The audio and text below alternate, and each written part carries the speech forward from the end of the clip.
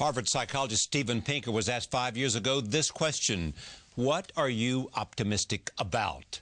Surprisingly, his answer was the continued historic decline in violence over the years. In fact, he proposes that we're living in the most peaceable era in our species' existence. In his new book, The Better Angels of Our Nature, Why Violence Has Declined, Pinker explores this intriguing idea.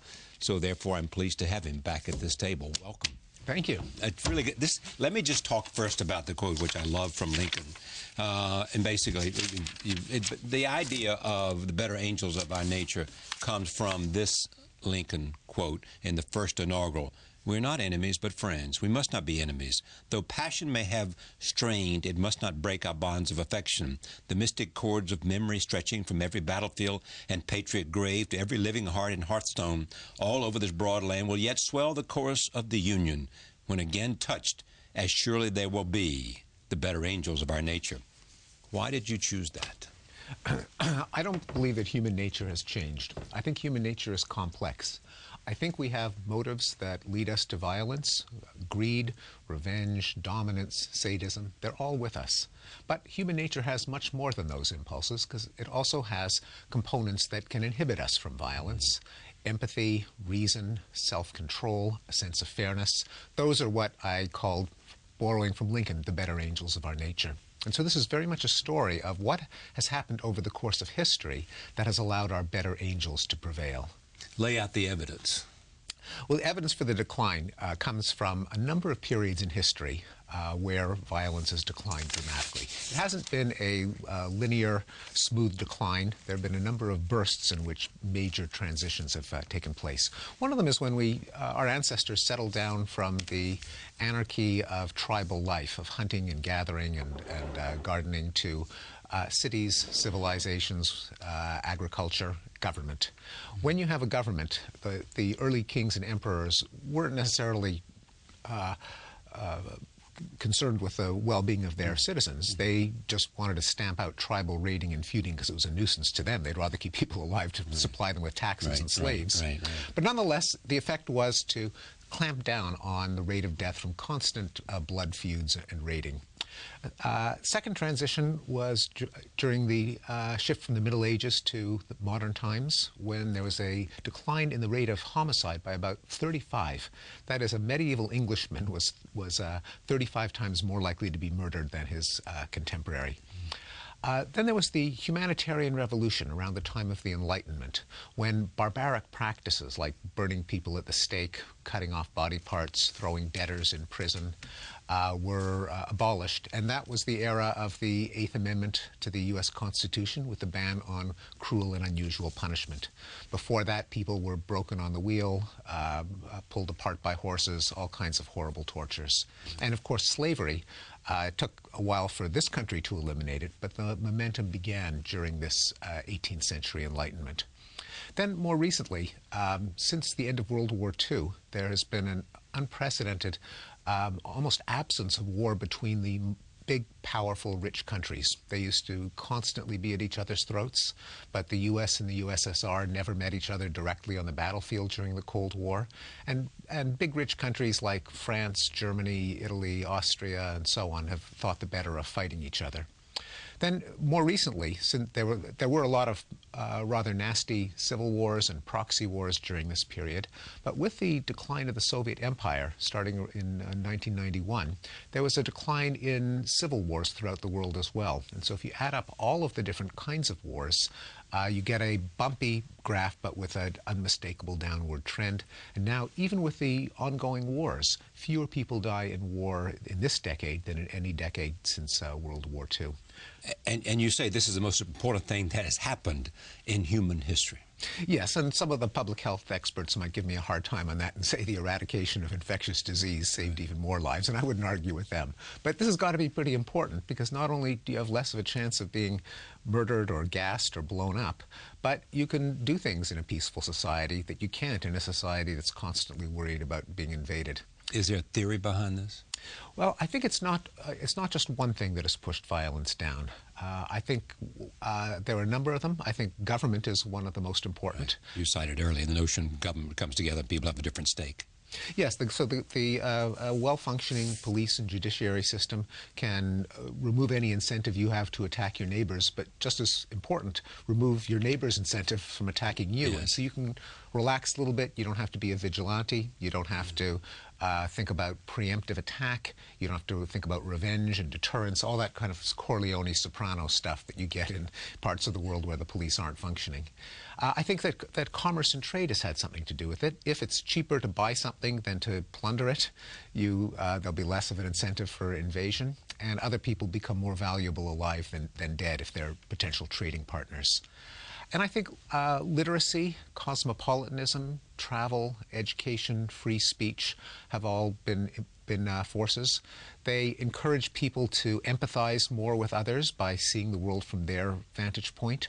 And they also, by considering violence as a problem to be solved rather than as a contest to be won, they allow people to use their brain power to think of how can we reduce the temptations for violence all around? What are the institutions we can implement that would reduce the rate of violence? And so just the same mastery of the world, the sort of the scientific mindset that says, we've got a problem, let's see if we can solve it. When you look at this and you look at the factors that have led us to less violence, where does genetics come in? It's not impossible that we have evolved to be less violent in the last 800 or the last 3,000 years. But we don't know whether we have or not. And I don't appeal to genetics to explain these declines, because some of them have been too recent to be explained by genetics. The fact that the murder rate has fallen by half since 1992, the decline of war between big, rich states since 1945. We've only had a couple of generations, and that's not enough for Darwinian natural selection to act. So I was just being conservative. If we know that there are forces that can't be genetic, that can push violence down in a hurry, that's probably all we need to explain the longer-term changes too. Here's something interesting. I'm from the South. You say that there's more violence in the southern part of the United States because of a culture of honor. Yes, so that's since colonial times, there's been a huge difference in the homicide rate between the North on the one hand and the South, and later the Southwest on the other. And that has been around for hundreds of years, persists to this day. But it's not predatory violence. It's not killing someone during a robbery of a liquor store. It's violence in response to threats. Threats to honor, insults, curses, jostling. A man must defend his honor with the use of violence. And there are many cultures that have this ethic, and the American South is one of them. Where do you put genocide in this? Well, genocide has is as old as written history. So the 20th century was certainly not the first century that saw genocide. It certainly had been more visible. It's been more visible, and certainly there was a burst of horrific genocides from the 30s to the 50s, and then a few more in the Balkans, Cambodia and the Balkans. Right. I tried to plot the trajectory of genocide during the 20th century to see if the Bosnian and Rwandan genocides show that nothing has changed. And that certainly is not true. If you look at the 20th century, it kind of goes up with a peak in the 40s, and then it comes down. So there have been some horrible genocides like Rwanda, but the trend is enormously downward. You also suggest, I think you suggest, or at least you cite some people who do suggest this, that without Hitler there would never have been a Holocaust. Well, it's always dangerous to play counterfactual history. Right. Let's rewind the tape, change one player, and see how the tape unfolds. But I think it's a reasonable argument that some Holocaust scholars have said no Hitler, no Holocaust. One man, and who some was able to imbue a system with an idea of hate so violent that it would lead to the Holocaust. That's right. And obviously there had to be vulnerabilities of the whole system, willingness of the population to go along with them. Indeed. But if historians who've looked at other German politicians and leaders who could have taken the place of Hitler, none of them had the kind of mad ambitions that he did, to say nothing of personality. But the irony of all this is that, when you look at what you think is one of the factors that lead to decreased in violence, it is a kind of a cultured environment. And yet the cultural environment that existed in pre-Nazi Germany was one of the highest levels of cultural enlightenment anywhere in the world, was it not? In some sectors of the population. Germany was a complex society. The Weimar Republic certainly did have many advanced thinkers and artists and intellectuals. Many of them, of course, were Jewish. Right. And they were murdered or driven out. But Germany also had at the same time, it had a old military aristocratic culture. It had a rural culture that was deeply anti-Semitic for centuries, tracing back to Luther and before. And even German intellectuals never really signed on to the Enlightenment ideal of human rights in the way that the American and British intellectuals had. There was still the idea, especially in Germany. Is human rights an Anglo-American concept? The French deserve some credit, but they kind of they gave it up with Napoleon. Yeah, right. And it took them a while to rediscover it. In response too. Yeah, exactly. Yeah. And so the Germans had the romantic idea of blood and soil, that it isn't the individual that's paramount, it's the tribe, the race, and its connection to the land.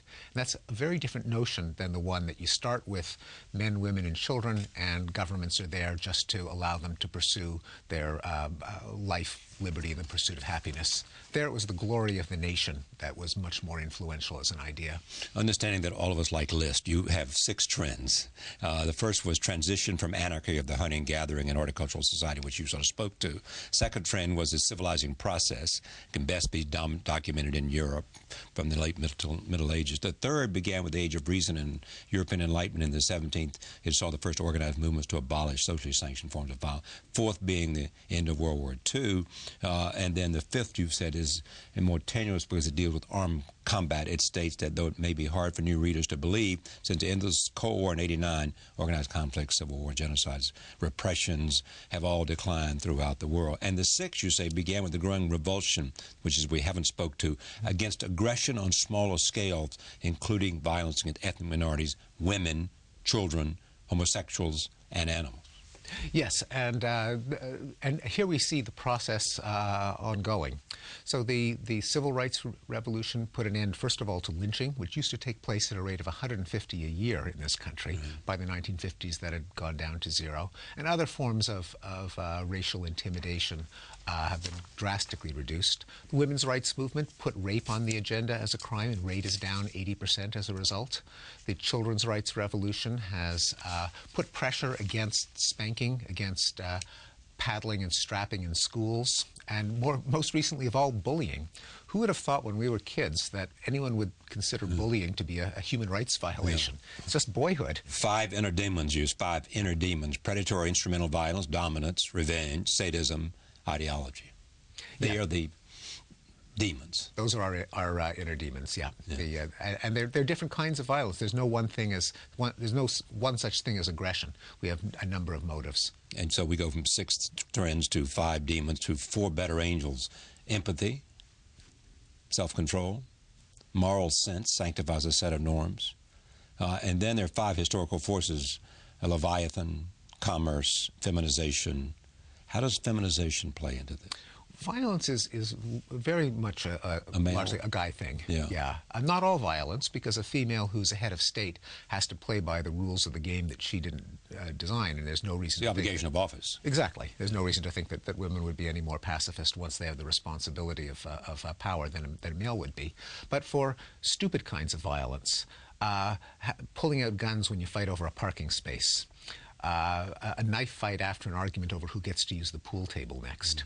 Responding to international threats. Though the men and women's opinions are correlated in different societies, there's always a slight or sometimes a large asymmetry in favor of males favoring war as in foreign policy.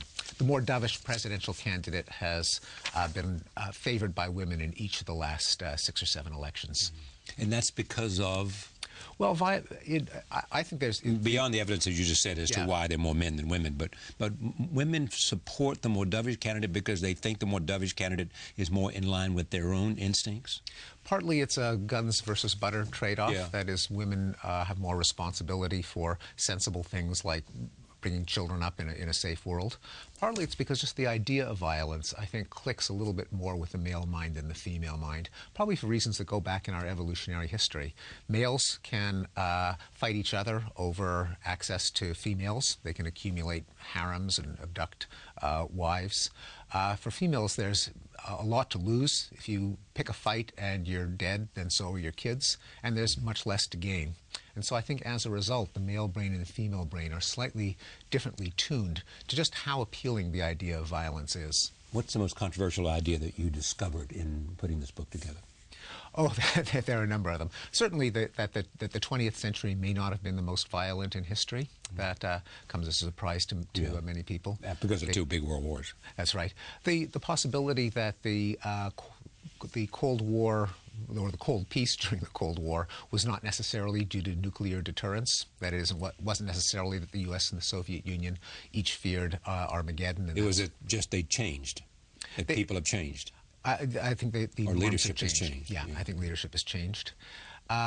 The idea that the decline in crime of the last 20 years may have been due to more effective policing, including integration of police with communities, not due to abortion, as a popular theory would have it. So police competence may be a factor in the decline of violence.